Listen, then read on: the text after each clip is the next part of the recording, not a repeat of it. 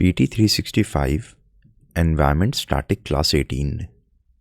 Ecological succession के हिसाब से तो हर जगह पूरी धरती पे जंगल ही हो जाने चाहिए, लेकिन हर जगह जंगल तो नहीं होते, हर जगह पेड़ तो नहीं होते। उसका रीज़न क्या होता है कि जब भी कोई वेजिटेशन आसपास के क्लाइमेट के साथ इक्विलिब्रियम में आ जाती है तो वहाँ पे इकोलॉजिकल सक्सेशन फिर रुक जाता है।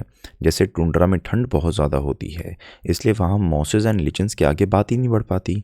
ऐसे ही ग्रासलैंड्स में पानी कम होता है, फ्रीक्वेंट फायर्स का डर रहता है, इसलिए वहाँ ग्रास से आगे बात नहीं बढ़ पाती और ज़्यादा ट्रीज़ नहीं होते हैं।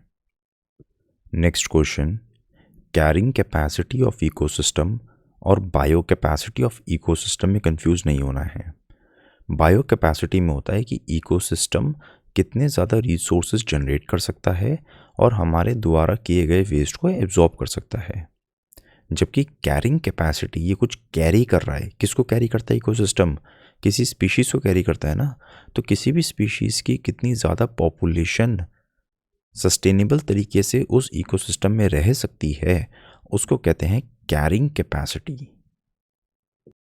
Next question, allelopathy. एलिलोपैथी पे यूपीएससी ने मेंस 2016 GS3 में क्वेश्चन पूछ लिया था, इसलिए प्रीलिम्स में भी कभी भी इस पे क्वेश्चन आ सकता है। एलिलोपैथी का सिंपल सा मतलब ये होता है कि एक प्लांट कोई ऐसे केमिकल्स रिलीज करता है जिससे आसपास के प्लांट्स को हानि पहुंचती है।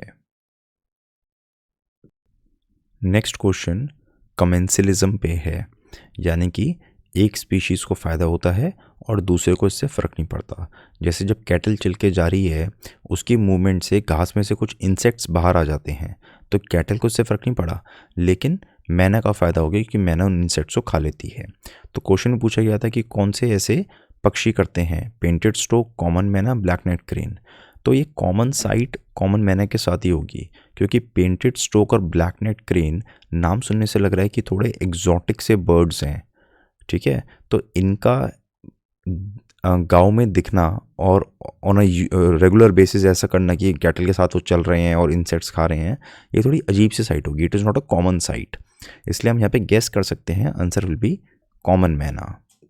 नेक्स्ट क्वेश्चन, ओशंस एसिडिफिकेशन से क्या इम्पैक्ट होगा?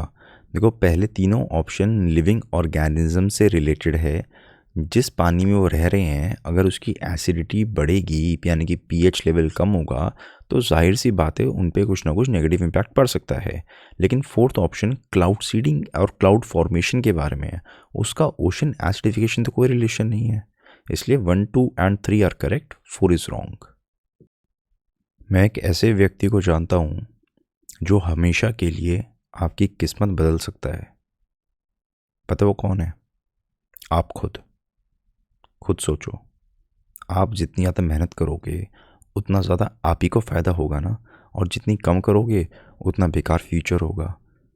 तो अक्सर हम अपने आप को दोष दे लेते हैं कि यार मेरी किस्मत में नहीं है, मेरा किस्मत बहुत बेकार है, पता नहीं मेरा फ्यूचर कैसा होगा।